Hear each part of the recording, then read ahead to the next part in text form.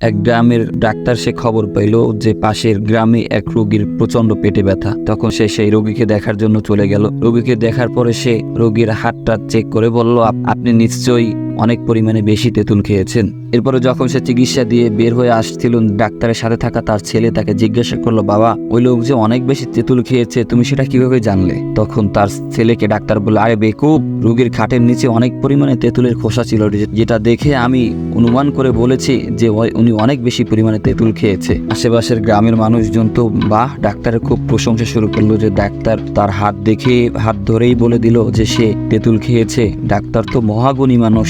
Doctor তো যেরকম সেরকম করে তার জীবন অতিবাহিত করলো। ডাক্তার মারা যাওয়ার পরে তার ছেলে আবার ডাক্তারি করা শুরু করলো। প্রচন্ড জ্বরে আক্রান্ত এক রোগীকে দেখতে গেল।